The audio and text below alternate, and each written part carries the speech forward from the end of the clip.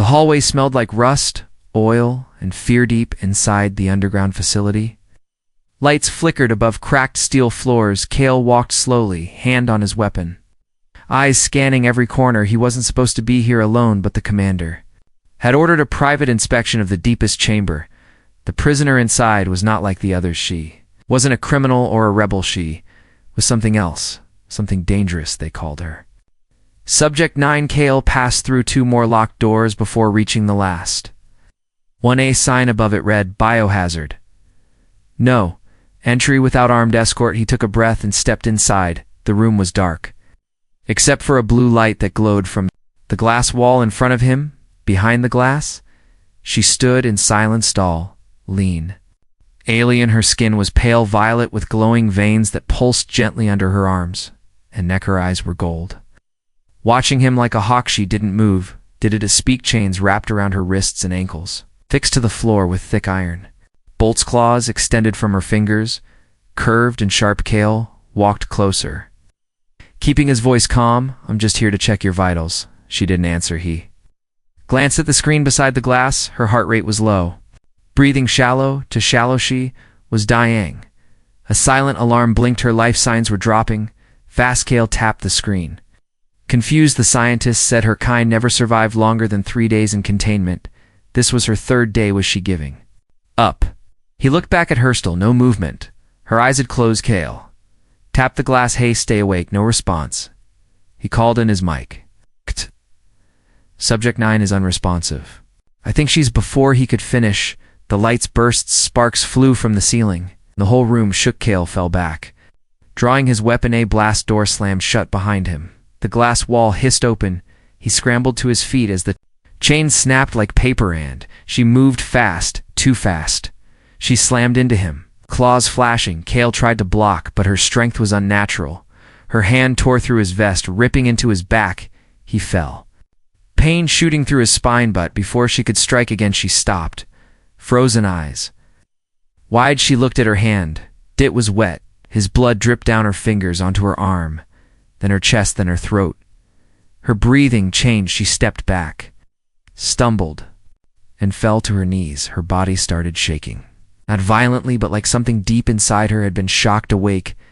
Cale tried to crawl away, but the room felt heavy. His back burned, his vision blurred, but he still saw her. She looked up at him with those golden eyes, no longer wild, no longer angry, only calmed. Then she whispered, yours. Cale's eyes closed. Darkness took him. He woke up in the medical bay, covered in bandages. The room was cold. His back ached, but he could breathe. The nurse leaned over him. Surprised you're lucky, she said. We thought you wouldn't wake up. Cale sat up slowly. What happened? The nurse looked nervous. She clawed your back open, but then something strange happened. What? She collapsed right after. Her vitals spiked instead of crashing. The doctors say your blood saved her. He blinked. That doesn't make sense. It doesn't, the nurse said, but she's stable now. No sedatives needed, no restraints, just quiet, watching the door, like she's waiting for someone. Cale tried to stand. He had to see her again minutes later. He walked into the observation room behind the reinforced glass. She was sitting cross-legged, breathing, slowly alive. Her claws were retracted, her face calm. When she saw him, she stood, her eyes brightened. Cale felt a chill. He didn't know what she was Zor, why his blood had done something to her, but he knew one thing: she was no longer dying. She had changed him somehow. She had chosen him. Cale sat on the metal bench outside the med lab, his back tight with pain. He could still feel where her claws had torn into him. 4 long slashes ran from his shoulder to his waist. No stitches had sealed them, only a strange bandage soaked in a blue gel. The doctor said her cells had mixed with his blood during the injury. That why the wounds weren't infected? That's why he wasn't dead. And maybe that's why she was still breathing inside the med chamber. She lay on a padded table, her wrists no longer change. She didn't move much. She blinked slowly, lips slightly parted. Eyes. Her golden eyes locked on the glass wall in front of her. Behind that wall, Cale watched the lead scientist, Dr. Riven, entered. With a hard expression. She's not supposed to be alive. He said no subject of her species lasts longer than 72 hours in this facility. The cells break down under our light, the air, the atmosphere.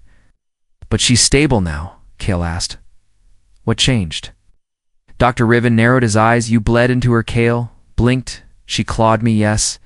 And somehow, your blood, you're human. Blood didn't just react with her body. Repaired it, Cale. Look through the glass again. She attacked me and then saved herself. Riven said that means we're dealing with something completely unknown. Her body didn't fight. Your blood. It accepted it. Absorbed it. Cale shook his head. I don't think she meant to kill me. Doesn't matter what she meant. Riven said the higher command wants her terminated. Cale stood suddenly. What? You're afraid she's evolving? The blood might have triggered ancient traits powers we don't understand. That makes her a threat? Cale stared through the glass. She was still watching him as steady and blinking no. He said, she's not a threat. She clawed you nearly in half and then stopped. Riven crossed his arms. We're scientists. Not diplomats. If they say terminate, we obey. Cale clenched his jaw. You're wrong. She didn't just survive. She changed that night. Cale couldn't sleep. Pain pulled at his back. But his thoughts pulled harder. He returned to the med chamber long after the halls had gone dark. The guards outside the door nodded. Letting him pass, she stepped inside. Slowly she was awake, sitting up. What end, Cale? Didn't say anything, he? Sat on the bench across the room. She tilted her head. You returned. Her voice was quiet, low. Like distant thunder before the storm. Cale looked at her. I wanted to ask your name. She looked down. My kind does not name the dying. He nodded. Then I guess I need to call you something else now. She didn't smile, but her eyes softened. Cale leaned forward. Why did you stop? When you had me down, why didn't you finish it? Hush. She touched her chest. My body was failing. When your blood touched me, something opened. What do you mean? She hesitated, then placed her hand over her heart. There is a gate in my kind. Locked by time, by war, by fear. Your blood was the key. Cale sat in silence. She was meant to die, he said. Softly she nodded. I was the last. And I had made peace with death. He stood up slowly. They want to kill you. The people here, they don't understand what happened. I understand. She said I belong to no one. That makes me dangerous. Cale reached toward the panel. On the wall a small hiss escaped as he entered the override code. The chamber door opened. She didn't move. Your freak, he said. Go.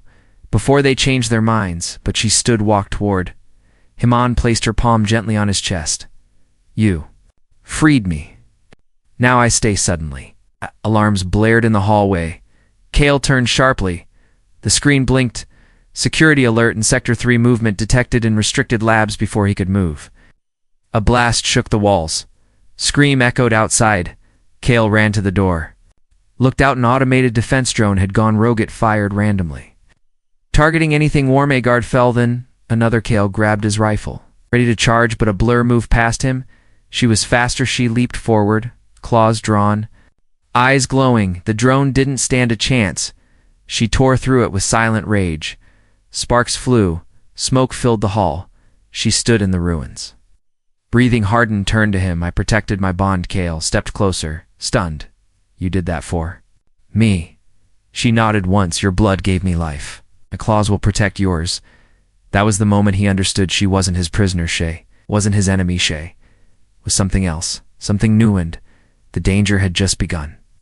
Cale sat in the dark, staring at the broken drone on the floor. Its head was split open, wires dangling like veins. The attack wasn't random. That model didn't move without orders. Someone had sent it. Hand. Someone wanted her dead. He turned to her still, standing over the wreckage. Smoke curled behind her like a shadow. Her body glowed faintly now. The strange patterns on her skin brighter. Since the fight she wasn't tired. She wasn't scared. She was changing. She looked at Cale with quiet purpose. You're not safe here anymore, he said. Her voice was low. I was never safe. Not in this place. Not in any place built by them. He didn't ask who them was, because deep down, he already knew later. He walked into the science wing. The lab smelled like burned metal and disinfectant. Dr. Riven was already at his desk, scanning the drone's log scale. Threw a datapad onto the table. I pulled the drone's last signal. It was triggered from inside the base. Riven looked up slowly. You're saying someone here tried to kill her? I'm saying this wasn't an accident. Riven leaned back. Maybe someone's scared she's becoming too powerful, Kale crossed his arms. She saved 3 lives last night, including mine. That doesn't sound like a monster to me. Riven tapped his screen. She's not the only one changing, Kale frowned. What do you mean? Riven turned. The display it showed Kale's blood test results, strange cell growth energy markers. Never found in normal humans. Your cells are adapting, evolving. Since the injury, your body's been rewriting itself, Kale. Stepped back, that's not possible. Riven stood and pointed at the data. Your blood triggered something ancient in her. And in return, her cells left something in you. It's not just healing. It's awakening. Kale's mind raced. What was she before this? Before the cage? Riven paused. We found her on a wrecked ship, half dead, covered in burns. She had killed an entire enemy squad with her bare hands. That's why Command ordered her captured and experimented on. Kayla Skedrivan didn't. Answer which said everything. Ale turned toward the door. I'm taking her out of here. You do that. You're a traitor. Riven warned Kale. Didn't look back. No, I'll be human. For once, Kale returned to the med chamber. She was gone. He ran through the corridor. Heart pounding, then he heard a soft voice behind him. You were coming for me. He turned. She stood near the corner. Watching him. You heard everything. He said. She nodded. I've always known. I was never meant to survive. I was brought here to be studied until I broke. Ow. But your blood ruined their plan. Kale stepped closer. They still want you dead. They fear what I might become. She said, because they remember what my kind used to be. She raised her arm. Faint lights shimmered under her skin. Long ago, her people weren't prey. They were guardians, protectors of knowledge. Buried in deep time, but war broke the mand. Now only she remained, a sleeping relicant, till his blood awakened the old fire. They thought my death would end the bloodline. She said, but now it's alive inside both of us. Kale clenched his jaw. We have to leave this place tonight. She lowered her head. There is no path out. They haven't sealed. Kale smiled slightly. Then we make one that night. They moved through the maintenance tunnels. The power grid flickered from earlier damage. No cameras, no guards, just shadows and silence. Kale knew the route. An old cargo shaft that hadn't been used in months. He kept the door codes hidden in his respad. When they reached the lower levels, they paused above them. Alarms began to echo. They had been discovered. She turned to him. Go. I will hold them. Kale grabbed her arm. No, we leave together. She looked at him. Truly looked. You are bleeding again, she said softly. He checked his side. One of the claw wounds had reopened. She touched it gently, and her hand glowed. The pain faded. He stared at her. How did you do that? She smiled. Because you gave me life. Now I return it. They climbed into the cargo shaft together. Above them, boots thundered below them. The dark path waited, but they weren't afraid. Not anymore, because now they weren't just running. They were awakening together. Asterisk. The cargo shaft opened into a desert of cold dust, and forgotten steelode crates lined the walls. Their labels faded and peeling. The place hadn't seen life in years, but now it was their only shelter. Kale dropped to his knees, breathing hard. His side burned again. The pain was sharper than before. She caught him before he collapsed. Her hands were strong, steady, but her eyes filled with worry. You're not healing, she said. Kale gritted his teeth. I thought your touch fixed it. It delayed it, she said softly. I didn't stop the change. I only slowed it down. She peeled back his shirt. The claw marks were no longer wounds. They were glowing. Faint blue veins stretched from the cuts, crawling across his back like lightning under skin. He looked down at his shaking hands. What's happening? To me? She sat beside him. Her voice was quiet. When I clawed you, I broke the skin, but your blood entered me first. That created the bond. But when my energy reacted with your cells, it started to rewrite. You. Kale leaned against the wall, struggling to breathe. So I'm becoming like you?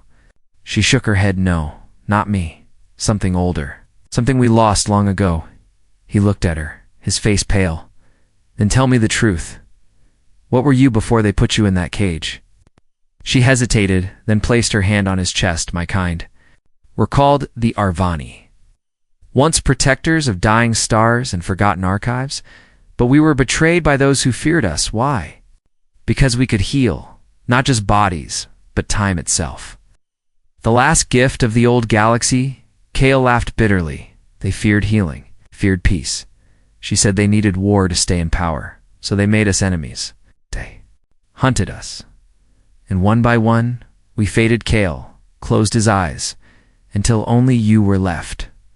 She nodded, and even I was dying.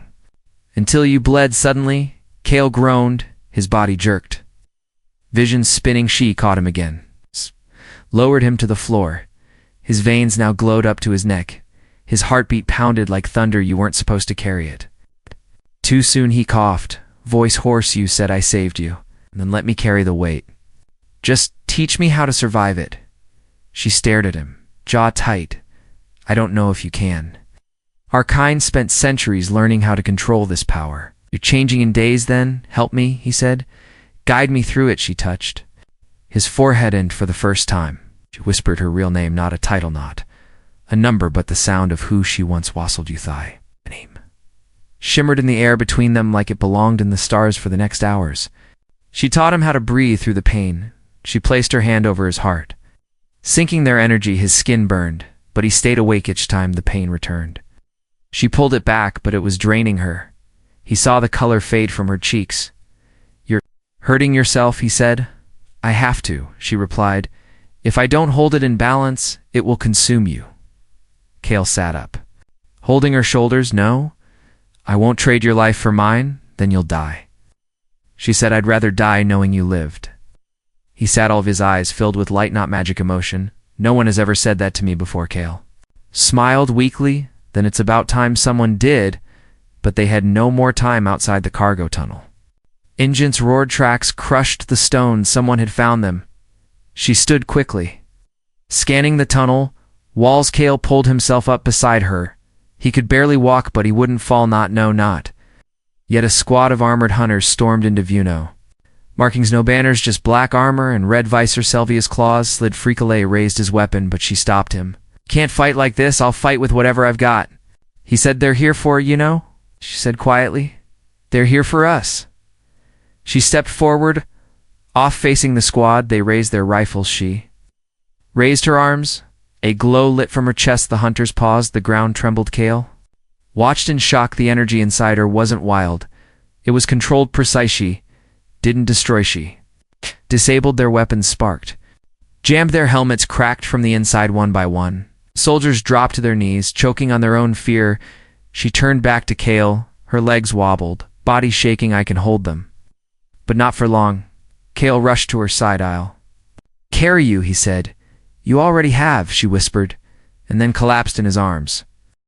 Kale ran through the ruins, her weight in his arms like fire. She wasn't heavy, but every breath she took felt smaller than the last. The energy she used to save him had drained her. Now it was his turn. He found an old bunker beneath a collapsed watchtower. Dust covered everything. The air was stale, but it was shelter. He laid her down on a steel bench and dropped beside her, chest rising like a drum. Stay with me, he whispered. Her eyes fluttered open, but they were dim. Your blood is burning too fast, she said. It's feeding me. Even now, Kale touched her hand.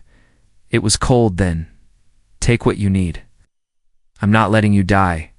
She looked at him, pain etched in her face. You don't understand. Gosh, every moment we stay bonded, I pull more of your life into mine. Kale froze. You're saying you're killing me? She nodded once. My body no longer knows how to survive without your blood. What we began in the cage has become a tether. If I live, you suffer. He sat back slowly. The marks on his back were glowing again. This time his fingertips had started to pulse with the same light. He had been feeling stronger, faster, but now he understood. This wasn't powered. It was erosion. He was feeding her life, and it was tearing him apart for a long time. Neither spoke, only the sound of the wind howling through broken metal. Kale leaned forward, voice low. I don't regret it, Elvia. Shook her head. You should. He touched her face. You gave me something worth dying for. That's more than I had before. She closed her eyes. Don't say that, please. Don't make this beautiful. He smiled sadly. Too late, and I fell hard. Outside, more hunters searched the wreckage. They were not from any army. Kale recognized these men were hired killers sent to erase them both. But inside the bunker, A plan began to grow. Kale sat beside Elvia and pulled out his knife. "What are you doing?" she asked. "I'm cutting the bond." She sat up. "Alarmed you can't. It's not a thread you can slice. It's in your cells now." "In mine, I know," he said. "But maybe I can slow it. If your body takes less, maybe I last longer." He pressed the blade to his arm. She grabbed his wrist. "No," he stared at her.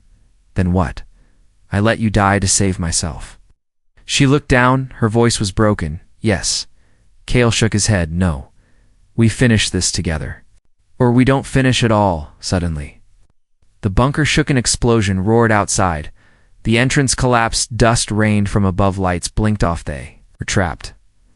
But the noise wasn't random. It was a charge. Someone was trying to seal them in. Kale pulled Elvia into the corner. "Someone knew we were here," said. She placed her hand on the wall, eyes glowing faintly. "They're trying to bury us alive. That's how they finish loose ends." Her strength was almost gone, but her will was still strong. She looked at him. "I can break through the wall, but I'll need every drop of energy I have left." He grabbed her arm. "You'll die." She nodded. "And you'll live." Kale stepped in front of her. "No," she frowned. "This is what I was created for. One last spark. One final gift." He grabbed her face, held her eyes with his. "You weren't created. You survived. That means you get to choose. And I'm not letting you choose death for me." She blinked. Her voice cracked. "Then what do we do?" He looked at her hand, still glowing faintly, and reached out with his own there. Fingers touched hand. Something strange happened. The pain in his back stopped. The glow faded from her chest stand. Both their breathing slowed. The bond wasn't feeding anymore. It was balancing. Kale looked at her. "Maybe we weren't meant to drain each other. Maybe we were meant to share it." She stared at him like she had never seen him before, then nodded together. Always they stood, backs to the wall, blades drawn.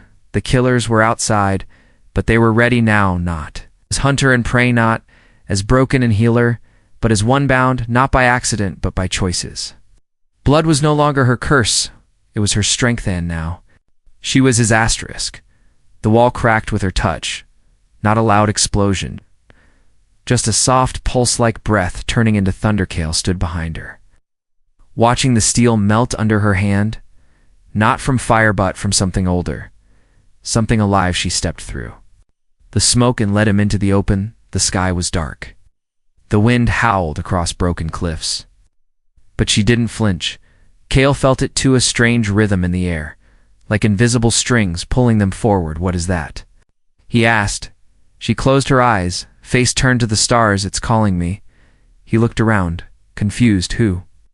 "Not who," she whispered. "What I was before the cage, before my kind was hunted." Ow. She placed her hand over her chest. "This power didn't start in me. It started long before." They followed the pull through the dead forest. Trees made of crystal, shattered and buried in dust. It led them to a ridge of black stone, and beneath it, a door, not human, not alien, something in between. Cole stepped forward, pressing his hand to the cold metal. The moment he touched it, the door opened without sound. Inside was a room shaped like a star, walls covered in light floating. Symbols moved without wind in the center, an ancient core, pulsing with a slow heartbeat. Helvia dropped to her knees, her breath caught in her throat. Kale grabbed her arm. "What is this place?" She looked up, voice shaking. "It's a vault. One of the last left." "A vault for what?" She touched the symbols, and they responded, glowing brighter. "They stored our memories. Here are our laws, our songs, our healing." Kale looked around. "You mean your people?" She nodded. "But it wasn't just mine. These places were built with human hands too, before the wars, before the empires." He froze. "What are you saying?" She turned to him. "This isn't alien tech. This is a bond older than your maps and my blood. Our ancestors did this together. Humans and Arvani, they were once one force. But history buried it." Kale took a step back. "That's why my blood healed you." She nodded. "And why you're changing now. You're not just human. You carry echoes of them. Of us." The floating lights moved toward him, touched his skin, and entered. He didn't feel pain. He felt calm. He saw visions of old cities, skies filled with silver ships, humans and Arvani working as one. Then it all turned dark. Betrayals for, and Vaults being Seletovia reached out, pulled him back. You saw it, she said. He nodded. They erased everything. On purpose, yes, and now we're all that's left of that memory the moment they stepped outside.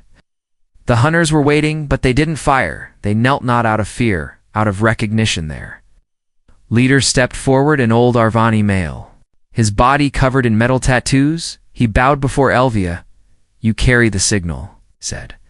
She stood tall. I carry the bond. The man looked at Kale, and he carries the key. Kale raised an eyebrow. I'm no key, the man smiled.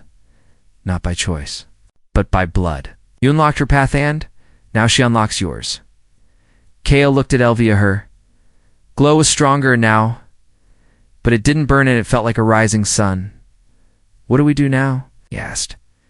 She looked toward the sky. Finish what they tried to bury. Remind this galaxy who we were, who we still are that night. They didn't hide. They built a fire and sat around it with those who had followed the signal. Kale held the ancient device in his hands, now linked to his pulse, hummed quietly, like it had been asleep for Centuria Selvia. Sat beside him, her head resting on his shoulder. This bond, it's more than healing, she said.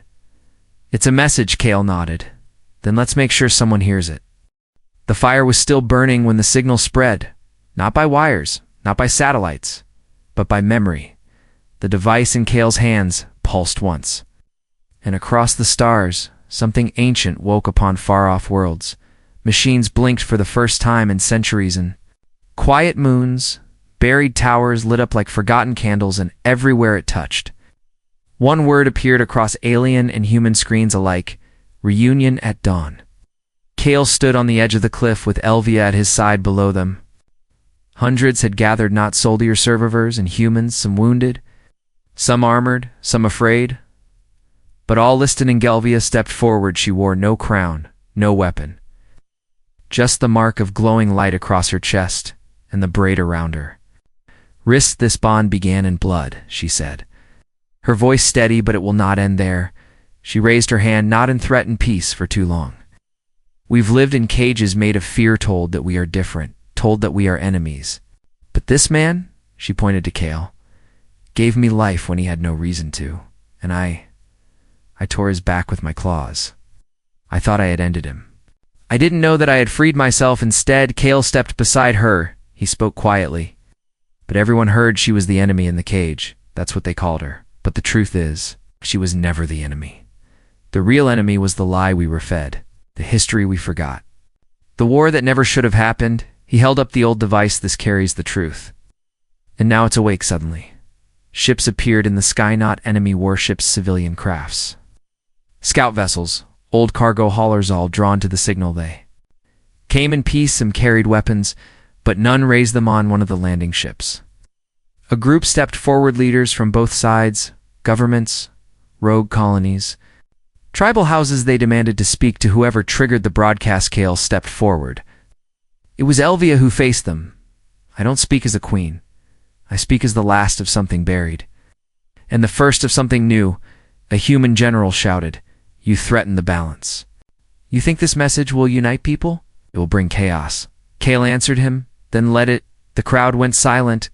Kale kept speaking. If peace brings confusion, so be it. At least it's honest. At least it gives people a choice. More than we've ever had. The leaders didn't respond because they couldn't know. War plan could stop a memory once it was reborn later that night. As others talked and planned and argued about what came next, Kale and Elvia stood beneath the stars alone. She placed her hand on his back, where the scars remained, but the pain was gone. No, only the shape of the bond remained. You gave me everything. She said. You gave me something first, he replied. She smiled. I gave you claws across your spine, and I'm proud of every mark. He said. She leaned in, resting her forehead against his. Then, let this mark be the last one. She had traced a glowing line across his chest, and it shimmered into the same pattern that lived on hers. The bond was now shared fully, not one feeding the other, not one saving the other, equally free from the shadows. A child watched them, human eyes, but blue veins beneath the skin. First of the next generation, the first to carry both truths inside one heartbeat and far above them. In the silence between stars, more vaults began to open. Light returned to places where darkness had ruled for too Longcale and Elvia stood hand in hand, no longer hunted, no longer broken. She had once torn his back with claws meant for war, but his blood had torn her from death and together. They had changed the fate of two species, forever.